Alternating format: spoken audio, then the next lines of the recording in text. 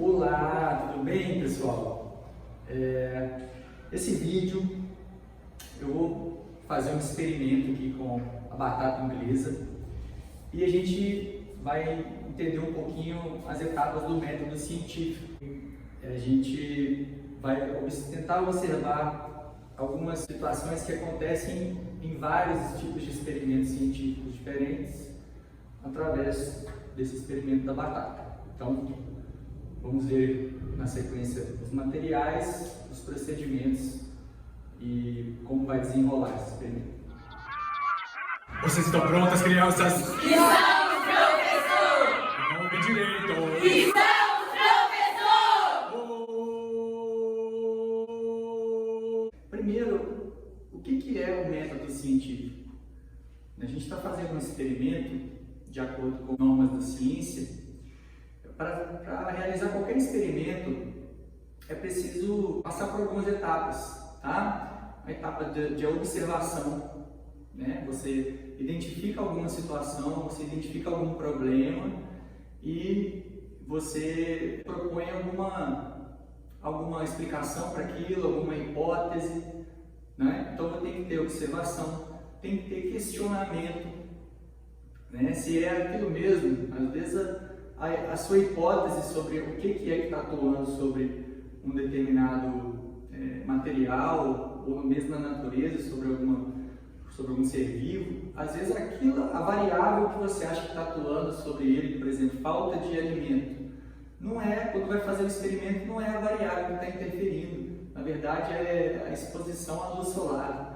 É um outro fator, então é preciso ter experimentos e para ter certeza se aquilo está certo é preciso questionar até mesmo as próprias convicções, né? Isso tem que ser capaz de ser testado, então é preciso formular hipóteses. Eu acho que é por causa disso que vai acontecer aquilo, né? Aqui no caso da batata, eu acho que a batata vai ficar assim, o que vai acontecer tal reação por causa disso e disso, mas será que é isso mesmo? Vamos testar e vamos ver nas próximas etapas se foi a sua hipótese, tinha embasamento, estava certo, tá? Realização do experimento e no final, se o experimento for seguir parâmetros capazes de serem repetidos com precisão, que outras pessoas peguem essa fórmula que você usou e repitam isso em outros locais e cheguem ao mesmo resultado que você chegou. Ou seja, são parâmetros que são capazes de ser reproduzidos, né? Aí você vai ver se a sua hipótese deve ser aceita ou se ela vai ser rejeitada, se aquela ideia inicial não está de acordo com os resultados obtidos. E aí vai ter a conclusão final sobre aquilo. Então a conclusão é que não é bem assim, o que aconteceu foi que a variável era outra por causa disso e disso, o experimento indicou isso, indicou aquilo, tá? Então, como materiais, a gente vai precisar aqui de 4 recipientes transparentes. Eu estou no laboratório, então estou usando um becker de vidro de tamanhos diferentes, volumes diferentes, mas não tem problema, isso não interfere. Se você não tiver no laboratório, use copos transparentes lisos, pode ser de vidro.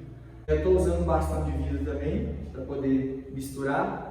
Você pode usar uma colher se você não tiver. Estou usando um estilete para cortar a batata, uma batata inglesa e o peróxido de hidrogênio, que é a famosa água oxigenada. 10 volumes, tá? Essa aqui eu vou usar a líquida, mas se você tiver cremosa é até melhor. A reação acontece até de maneira mais visível, tá bom? Vamos para os procedimentos. Coloquei aqui no frasco 1 batatas cruas e no frasco 3 também. No frasco 2, batata cozida no frasco 2. Então vamos lá. Essa espátula aqui está muito da boa. Frasco 2, batata cozida. 3, crua. E no 4, vou colocar o peróxido de hidrogênio, que é água oxigenada, 10 volumes. Vou adicionar água oxigenada no 1 e no 2 também.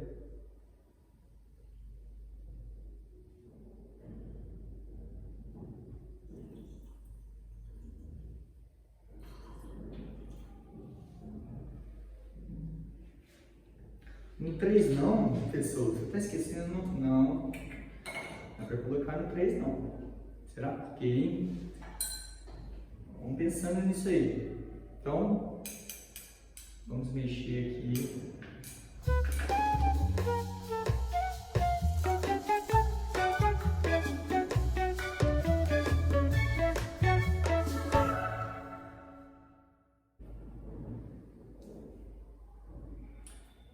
Dá uma olhada o que aconteceu lá em cima. Tá vendo que formou uma capinha, uma camadinha com bolhas. O 2. Aí, gente, teve formação de bolha? Bom, até teve, mas muito pouco. Tá? Se você olhar no cantinho, nas bordinhas, vai ter um pouquinho. Mas, compara. E o 2, ela cozida com água oxigenada, né? No 1 é crua, com água oxigenada. No 3, é a batata sem nada. Não é mesmo? Batata sem nada? Eu tô careca de saber como é que é, professor. Para que isso? Bom, para a gente comparar, né? Aqui você vê um aspecto, aqui você vê outro aspecto. Você consegue perceber o que uma reação química faz comparando com um outro grupo que não tem a reação acontecendo, né? Então, parâmetro. E o 4, professor, você colocou só água oxigenada, mas não tem graça, não vai acontecer nada não. Mesma coisa do 3, olha lá. Vamos ver como é que eu deveria estar a água oxigenada se nada interferisse nela. Assim. E aqui, ó. No 1, olha o que aconteceu. Tá? Então, o 3 e o 4 são de propósito mesmo. Encerrado aqui as reações, eu quero perguntar 3 coisas para vocês. Primeiro, quais são as variáveis que esse experimento está querendo verificar? Aqui nós temos apenas a água oxigenada, aqui nós temos apenas a batata crua, aqui nós temos a batata cozida, né? 2, cozida com água oxigenada. Qual que é a variável?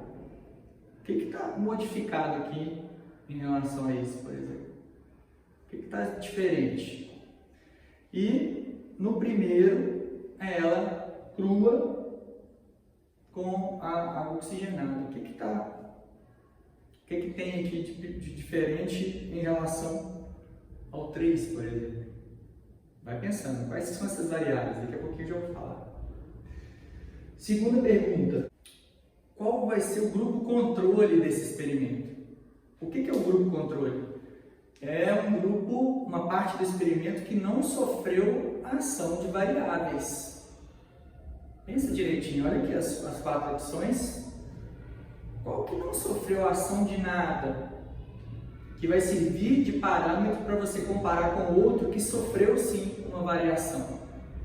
Então, você pensa aí, se quiser pausar o vídeo, voltar, pensa o que é o grupo controle. É muito importante vocês entenderem que no método científico existe um grupo controle. Vários experimentos vão ter o grupo controle, vocês têm que entender o que é, tá? Então, daqui a pouquinho eu já vou falar. Qual que é a diferença entre os resultados obtidos aqui?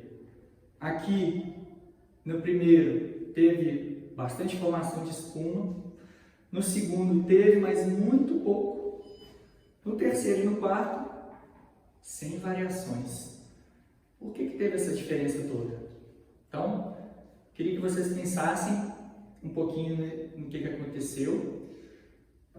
Se quiser pausar, pausa e a explicação vai vir agora a seguir. Eu perguntei 3 coisas para vocês, que eram, primeiro, quais são as variáveis que atuaram aqui sobre a batata? Variáveis. A gente verificou aqui, por exemplo, a variável temperatura. Tá? Em alguns recipientes, o que a gente estava verificando era como que comportava a batata a uma temperatura alta e depois como que comportava na temperatura ambiente.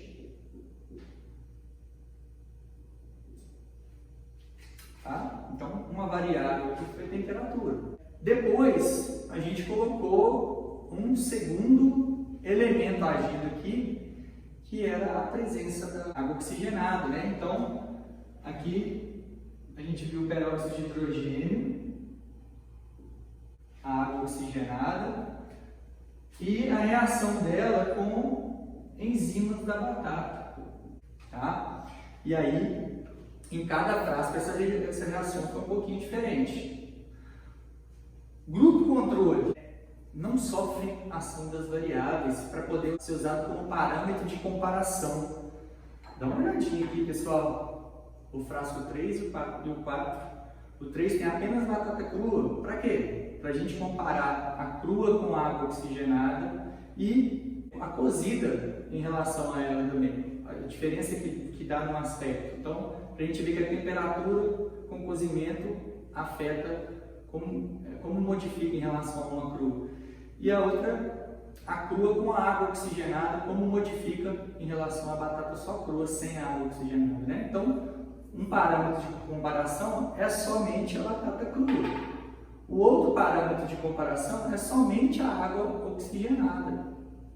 Então, a gente pode ver como que está a água oxigenada reagindo com a batata cozida e com a batata crua, observando ela pura. Então a gente pode comparar a água oxigenada dos outros dois frascos com ela só pura e comparar a batata dos dois primeiros frascos com a batata só crua. Então, o grupo controle, o nosso parâmetro de comparação, são os frascos 3 e 4. Tá? E por que teve essa diferença no resultado? Bom, esse experimento foi um experimento sobre a atuação de enzimas da batata sobre a água oxigenada. Para ter reação química, a gente vai observar alguma modificação ali no alimento. Assim como acontece na cozinha da casa da gente, quando a gente está fazendo um alimento, o alimento vai mudando o aspecto dele com o cozimento, com a fritura. Né? Uma sopa, por exemplo, você coloca os legumes lá cruz na panela de pressão e tudo, depois você chega lá, está tudo com um aspecto modificado, né? Houve uma reação química. Então, a reação química maior aqui a gente observou no frasco 1, com aquelas bolinhas. Então, a explicação é que na batata crua, no início, ela não sofreu a ação da temperatura, de nenhuma outra variável, como a acidez, por exemplo, e a reação ocorreu perfeitamente. As enzimas da batata reagiram com a água oxigenada, liberando o oxigênio dessa substância e gerando as bolhas, tá? Já no 2, a batata está cozida, então a temperatura afetou as enzimas da batata que não reagiram bem com a água oxigenada, então praticamente não houve reação química, tá? O 3 e o 4 não era para ter reação mesmo, né? Não é o nosso grupo de controle. Então, não fazia sentido nenhum. 3 e 4 tem alguma reação se a gente colocou só batata em um e só água oxigenada no outro. Certo? Então, espero que vocês tenham entendido. O objetivo desse vídeo foi explicar um pouquinho de como é o método científico e vocês verem na prática como esse experimento de atividade de enzimas da batata. E depois vocês podem ver nos cards aqui, do meu lado no alto, sobre o vídeo de uma atividade de enzimas em fígado bovino. Eu vou dar mais explicações, eu vou explicar o que tem a ver o fígado com a reação, a gente vai entender um pouco mais desse experimento dentro do assunto de proteínas. Se você quiser mais detalhe, assiste o vídeo aqui em cima, tá bom? Valeu, galera! Então, se você gostou, deixa o like aí pra gente, se inscreva no canal, ative o sininho. Valeu, até a próxima!